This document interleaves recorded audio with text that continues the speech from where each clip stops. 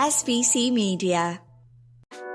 Welcome to iGaming Daily, analysing the news from the betting and gaming industry all over the globe. Supported by SBC Summit Latino America, bringing together the leadership teams and product specialists from retail and online operators in Latin American markets.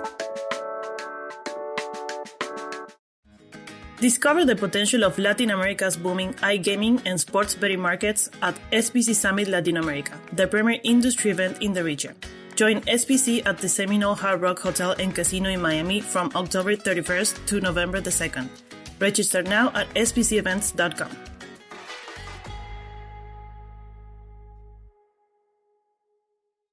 Happy Tuesday and welcome back to the iGaming Daily podcast. Yesterday we spoke all about Flutter and Playtech, and today we are jumping onto aggregation.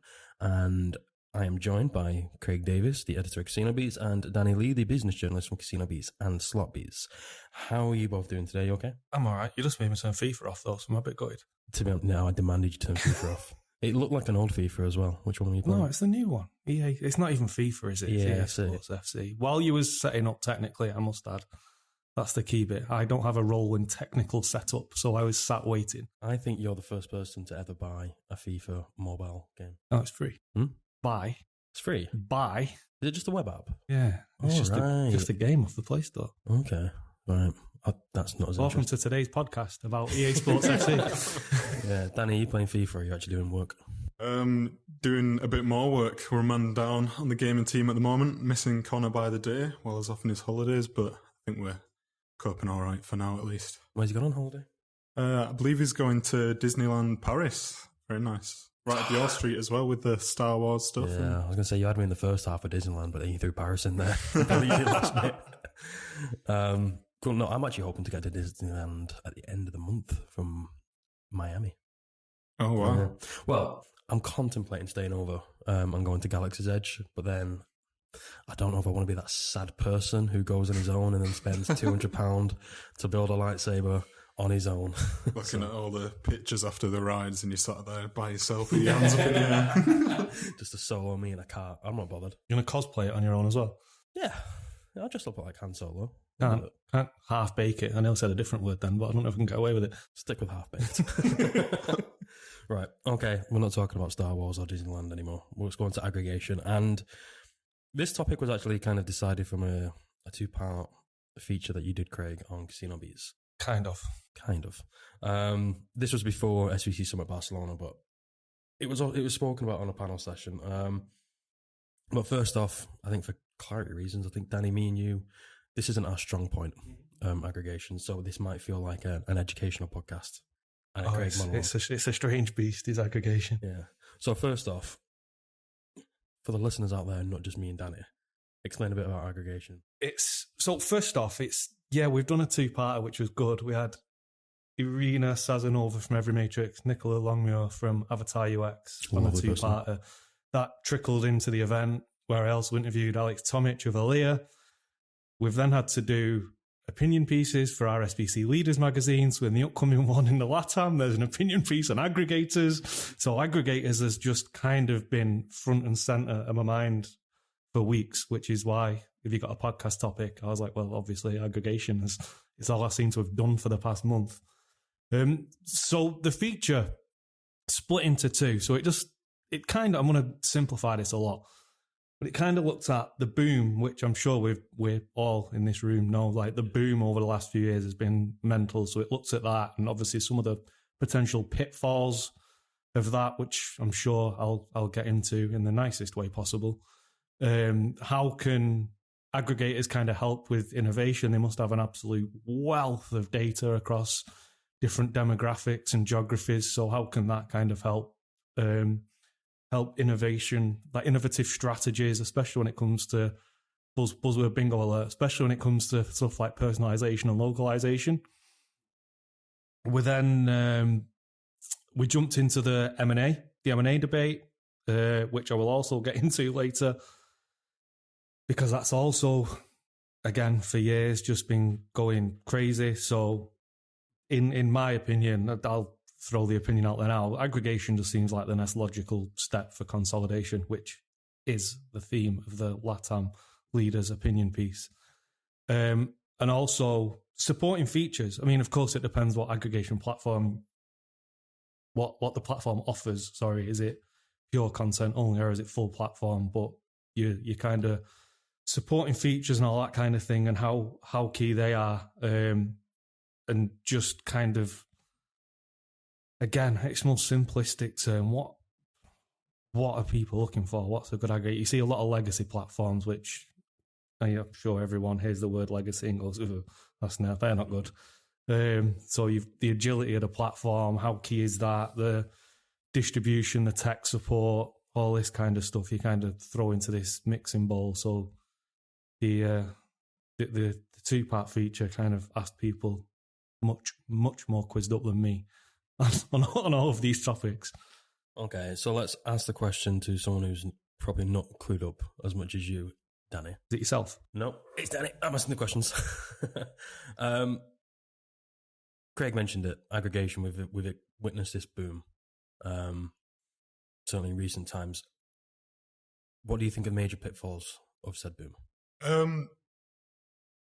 Well, in terms of pitfalls, I think it depends on what, like Craig was saying, what a company is after. If there is sort of operators out there that are looking for more maybe content-oriented aggregation platforms and services, then if you go to the other side of aggregation and go for more of like a platform and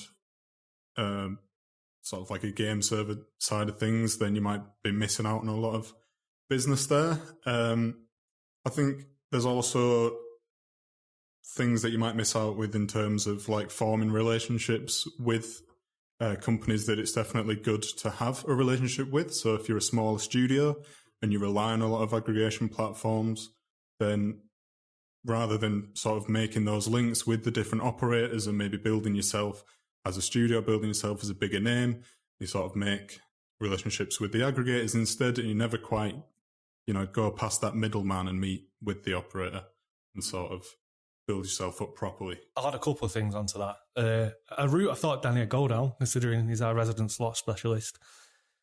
The quantity versus quality debate in slots is spoken about a hell of a lot, but this is also applicable here with aggregation. You see, not going to name names, but you see some of the platforms, it's just partnership, and it seems like, again, with some slot studios who just pump out these releases, are these platforms more interested in driving them numbers up than actually getting a good quality brand? And then also, how are they vetting who's added to this platform? Is the vetting process fairly lax? And I mean, I think we all know there's some pretty sketchy studios in various different corners of the world. Are these getting added to these platforms because the vetting process isn't good enough?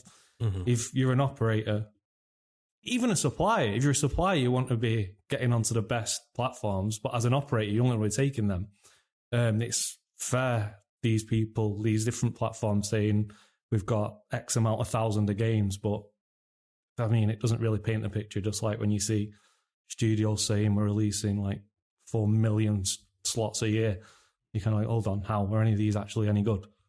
Yeah, I'd probably express the point of if a smaller studio or a new startup studio makes a link with an aggregator and they have, let's say, 67 titles out a year, that's probably a bit optimistic for a smaller studio. And it is quality over quantity. One of the important factors that needs to be played in when picking an aggregator is scalability. And if this company continues to grow at a certain pace, their quantity of slots increases, can the aggregator match with their scalability? How much of an issue have you seen with, say, suppliers who maybe have started off quite small and continue? I think one of the main issues from a supplier perspective, as I see it, is we've spoke about aggregators here like that's their sole business, right? But if this is part of a larger business and they have their own studio or studios, mm-hmm. If you're linking up with an aggregator, you obviously are a bit naive to say you're going to have pride of place across every operator and every jurisdiction, but you'd like to think across ones where your slots are maybe targeted a bit better or perform a bit better. You'd like to have decent placement, shall we say, But if the aggregator's got their own studio, I mean, who's that aggregator preferring to push? An external or an internal? It's a good point. It's always internal. It's always internal. Whisper it quietly. You kind of raised a point which I probably should have thought about, but I've not until just now. Aggregators help studios launch into new markets. How much of a hindrance is that kind of to studios who want to launch in a certain market when the aggregator's not got a license there? I think that, again, just comes down to due diligence by the studio. The studio, you'd think, unless it's a very half-baked operation, see, I'm getting good, they'll do the due diligence on where they want to target, what continent, nations. I mean, obviously we speak about LATAM as a whole and have done for years, but there's a lot within that. You'd like to think they'd know, again, on either the larger continent basis or narrowed in a little bit more on which jurisdiction they'd be targeting, and that'd be all on the supplier to pick the right aggregator. If a supplier links up with an aggregator and they're not even in the market they want to target, it's like, what are you doing? But they might not foresee that. They might not think about that certain market that they want to enter, and then somewhere down the line think, right, we probably should target, for example, the Brazilian market that's set to open in the new year. Well, there's no aggregators looking to go there because it wasn't an option when they signed. I mean, you're not, unless they're exclusive to an aggregator. If they're exclusive to the aggregator, then you're snookered. But if you're not, but then it's the whole pricing debate. The more aggregators, how much of that actually filters through? Nice snooker reference, well done. Right, Danny, we'll jump back to you here, and we'll keep it on the slots theme for yourself. We've already talked about different size studios. I've always been an advocate that smaller studios push innovation because they have no, apart from financial constraints, they've got no boundaries. They're free to think outside the box as they please.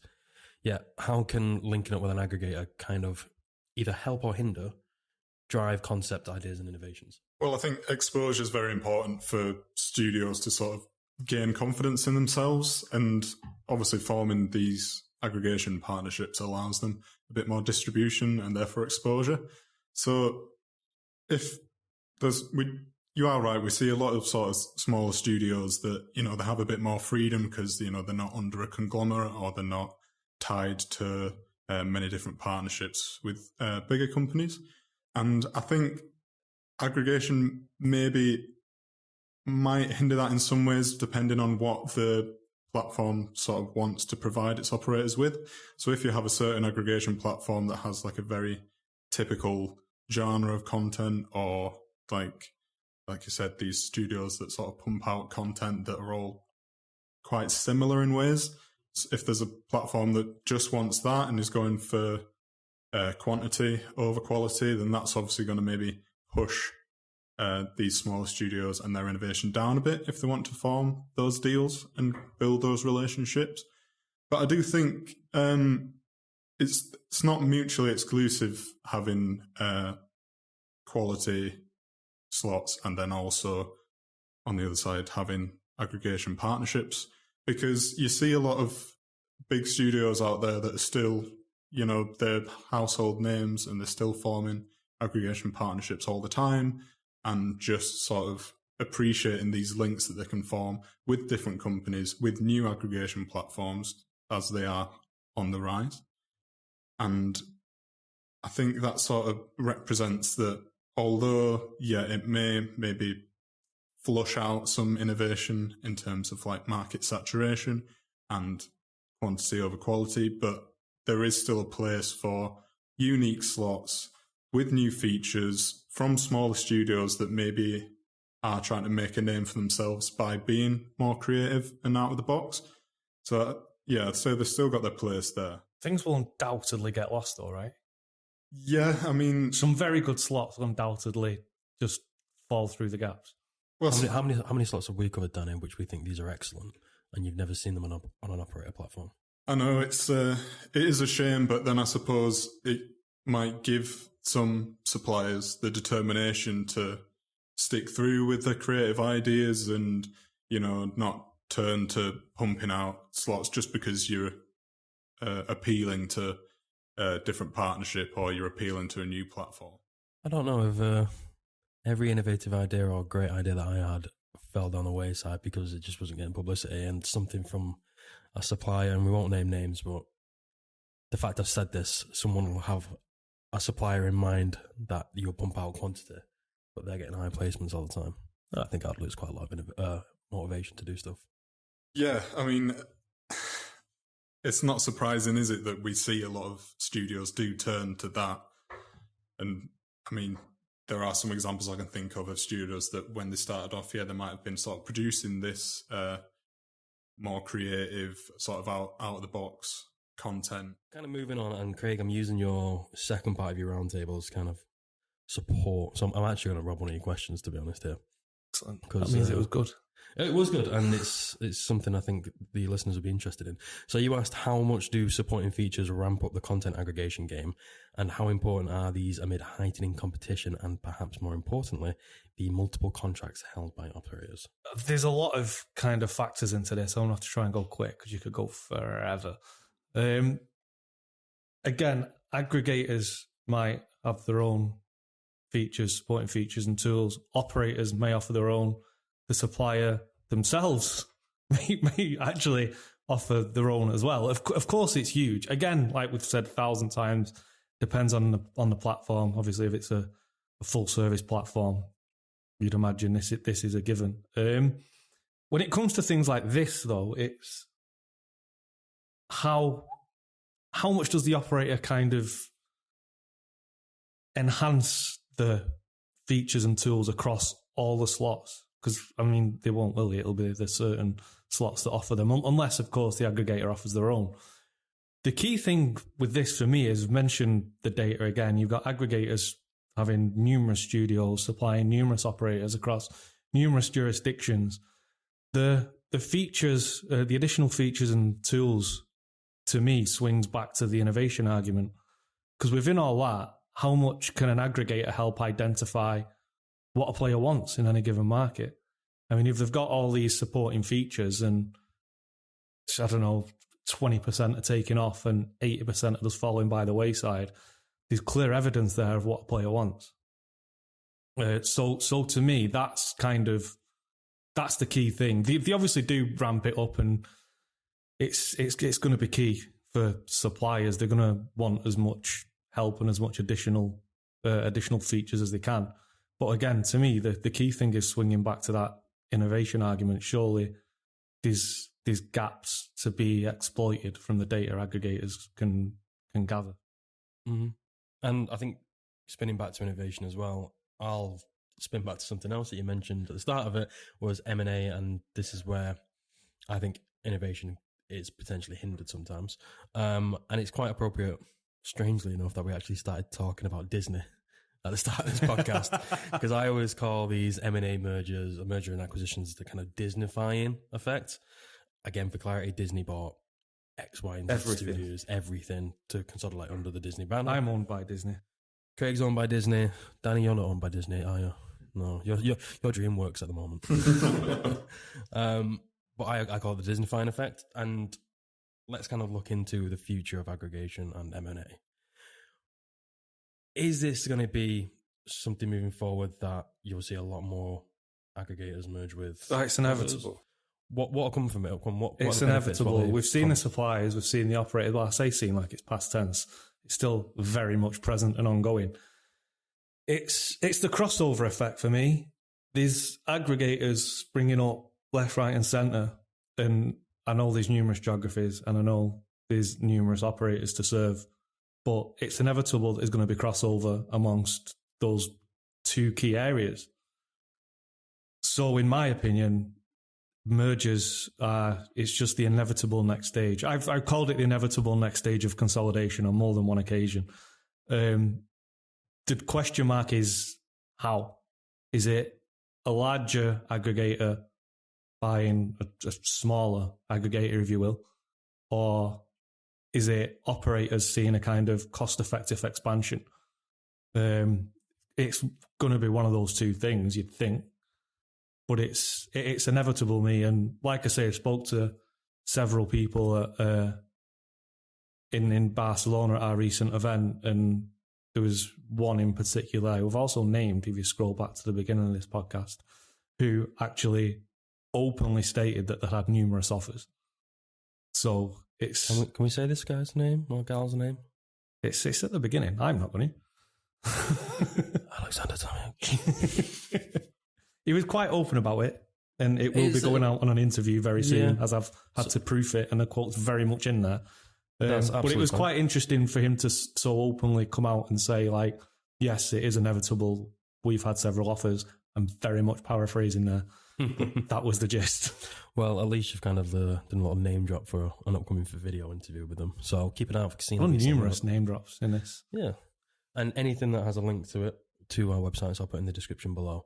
But I think we're going to wrap it up now. And I just want to thank Danny Lee and Professor Craig Davies, because this has been kind of a lecture for me and Danny, a little bit, an educational one.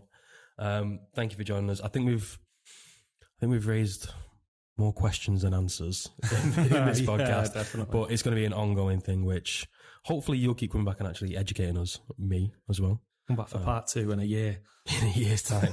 But no, thank you. And to listeners out there, be sure to tune in tomorrow where I'll be with the Not to See Us team. Until then, goodbye. Thank you for listening to today's episode of iGaming Daily, brought to you in conjunction with SBC Summit Latino America, being held at the Seminole Hard Rock Hotel and Casino in Miami on the 31st of October to the 2nd of November. If you want to find out more about some of the subjects raised today, feel free to explore any of the sites in the SBC News Network. Happy reading.